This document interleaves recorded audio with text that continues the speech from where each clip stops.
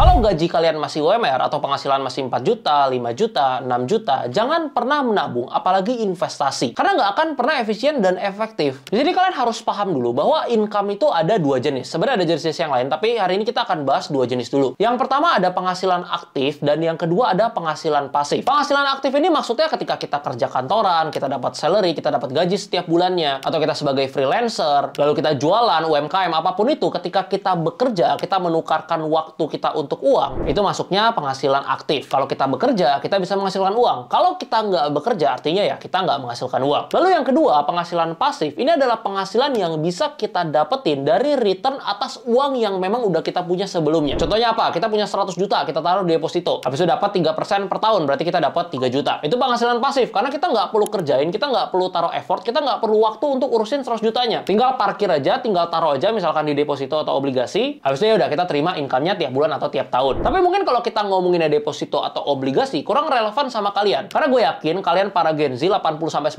yang lagi nonton video ini, pasti alokasi investasinya ke saham atau enggak ke kripto. Jadi bisa dong dapat 10%, bisa dong dapat 20%, even 30% sampai 40%. Ya sebenarnya bisa-bisa aja, tapi kita harus paham dulu, kita harus ngerti dulu tentang CAGR. CAGR ini adalah Compound Annual Growth Rate. Simpelnya adalah rata-rata return yang bisa dihasilkan setiap tahunnya. Ini baru bisa valid kalau ditarik 10-15 tahun, even 20 tahun lebih bagus. Nggak bisa ditarik dalam waktu 1 atau 2 tahun tertentu. Karena kalau kita ngomongin pas COVID, misalnya pas 2020, habis itu kita masuk ke saham, lalu kita tarik ke 2022, dalam 2 tahun itu CAGR-nya mungkin bisa 40-50%. Karena di saat itu banyak banget saham-saham yang harganya lagi terdiskon. Misal kalian all in aja ke BBRI di harga 2.200, pas di harga 4.400, returnnya udah 100%. Tapi pertanyaannya apakah bisa setiap tahun dapatin return 100%? Jawabannya jelas nggak bisa. Nah, untuk CAGR ini, menurut gue pribadi, kalau misalnya kalian konservatif, kalian orang awam yang nggak gitu jago investasi, mungkin bisa dapetin 10-15% secara konsisten aja itu udah bagus. Lalu untuk sebagian dari kalian yang memang jago, yang mengerti finance, yang mengerti saham, mengerti kripto, memang punya skill set khusus di bidang tersebut, ya bisa aja untuk hasilin lebih. Mungkin bisa CAGR 20%, 30%, even 40%. Intinya 10% itu mungkin untuk rata-rata yang konservatif, dan untuk kalian yang memang jago bisa di 30-40%. Nah, berarti kalau misalkan jago skill investnya, boleh dong nabung, boleh dong investasi. Sebenarnya boleh-boleh aja ya, nggak ada yang ngelarang. Tapi problemnya itu ada di modal. Sekarang bayangin ya, gue punya uang 100 juta rupiah. Lalu gue jago banget invest ya, gue bisa hasilin rata-rata 40% return setiap tahunnya. Berarti gue dapat 40 juta. Kalian yang lagi nonton video ini, andai kan kalian punya uangnya 1 miliar, tapi nggak jago invest, cuman bisa hasilin 10% per tahun. Coba ya kalian 10% kali 1 miliar berapa? 100 juta. Gue yang jago invest dapatnya 40 juta. Kalian yang lagi nonton, yang nggak jago investasi, yang cuma bisa hasilin 10%, dapatnya 100 juta. Malah lebih banyak 60 juta daripada return gue punya. Balik lagi karena apa? Karena modal. Makanya investment game ini cukup unik. Mau kalian sejago apapun, hasilin return sebanyak apapun, kalau misalnya modalnya kecil, ya hasilnya nggak akan bisa jadi gede gimana. Tapi yang modalnya gede, dapat 5%, 10%, atau 20% aja, itu hasilnya udah gede banget. Maka dari itu, sesuai dari judul video ini, yaitu gaji UMR jangan nabung, apalagi invest. Karena gue bakal bahas satu hal dari sisi aktif income, yang bisa kasih return jauh lebih besar, dan outperform semua aset investasi, baik itu saham, kripto, indeks, saham US, dan lain sebagainya. Pembahasannya singkat aja, coba dengerin baik-baik ya. Anggap sekarang gaji kalian 5 juta rupiah. Baik itu gaji dari perusahaan atau kalian jualan deh. Pokoknya penghasilan bersih kalian 5 juta sebulan. Kalau kalian bisa naikin income kalian dari 5 juta ke 6 juta aja, artinya itu udah naik 20%. Sekarang coba kalian cari instrumen investasi yang bisa menghasilkan 20% per bulan. Apakah ada?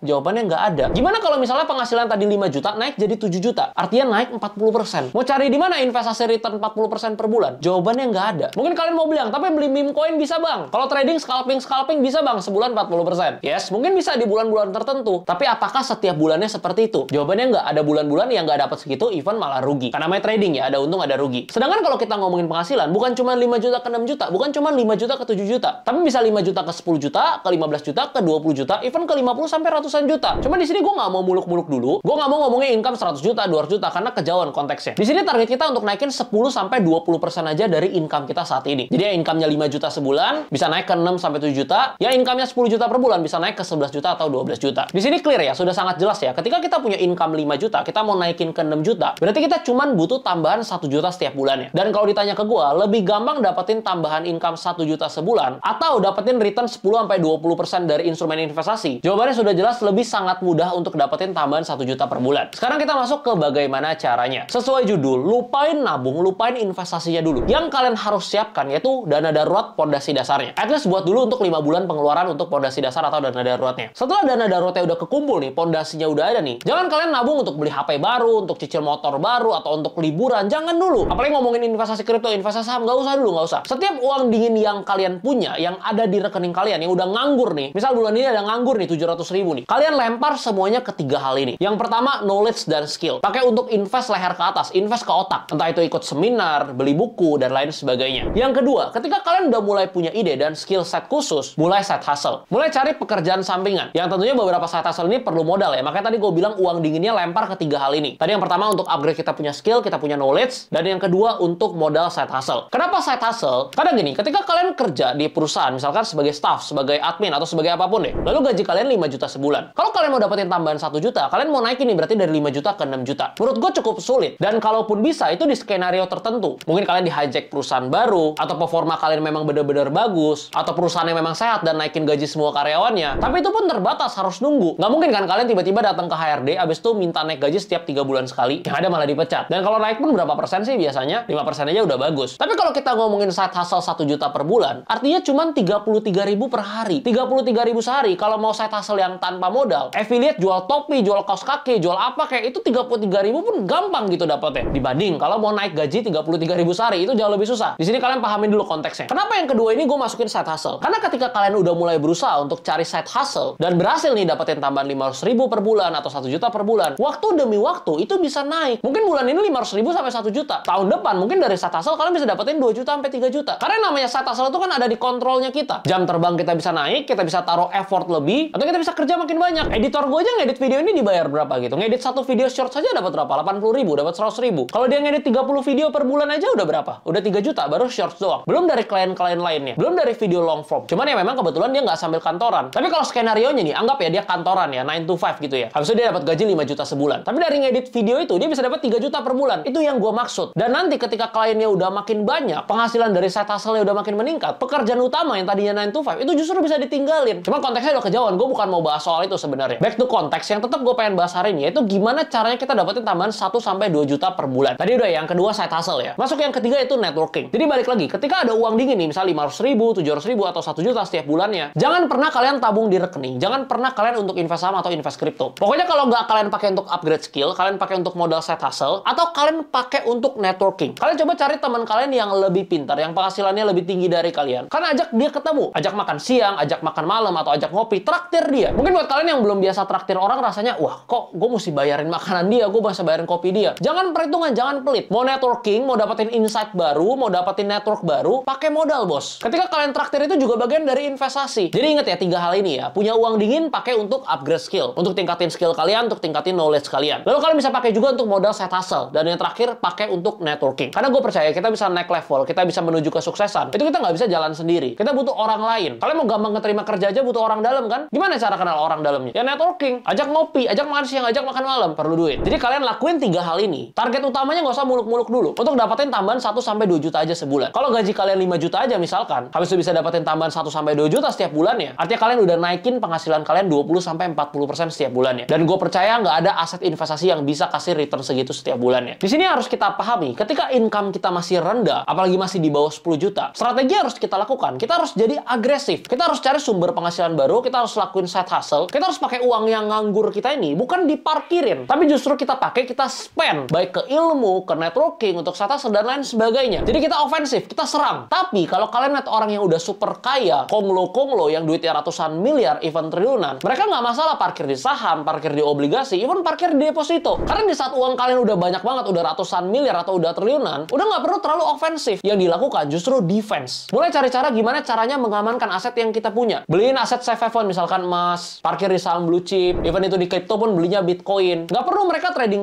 meme coin. Nggak perlu cari yang naik 20 kali, 50 kali, nggak perlu. Kan mereka cukup taruh di Bitcoin aja misalkan, habis itu naik 50% atau 100%, itu udah gila banget. Karena balik lagi apa? Modalnya udah besar. Ini juga strategi yang gue lakukan dari dulu. Pas income gue masih di bawah 10 juta, gue selalu fokus upgrade gue punya skill dan juga cari peluang baru. Lalu pas income-nya udah mulai naik, udah 30 juta, udah 50 juta, baru yang gue fokusin bikin portfolio investasi yang agresif. Nah nantinya kalau misalkan duit gue udah ratusan miliar, amin dulu ya. Mungkin strategi juga juga akan berubah. Gue nggak bisa banyak jelasin sekarang karena belum kejadian. Tapi yang pasti gue akan jauh lebih defensif lagi dari sekarang. Kalau sekarang kan gue masih side hustle-nya masih trading, masih kadang-kadang beli altcoin, beli meme coin dan lain sebagainya. Tapi kalau udah ratusan miliar ya mungkin gue akan very defensif karena tujuannya udah mengamankan, bukan untuk menyerang lagi. Kurang lebih seperti itu. Gue berharap kalian yang nonton video ini, khususnya kalian yang masih punya penghasilan di bawah 10 juta, kalian bisa dapetin perspektif baru. Nabung itu bagus, investasi itu bagus. Tapi ada saatnya. Di kondisi apa kita mulai nabung? Di kondisi apa kita mulai invest? Karena gue yakin investasi itu akan efektif dan efisien di kondisi yang memang ketika kita udah layak. Kalau memang belum ada uang ya, fokusnya tingkatin income dan cari modalnya dulu.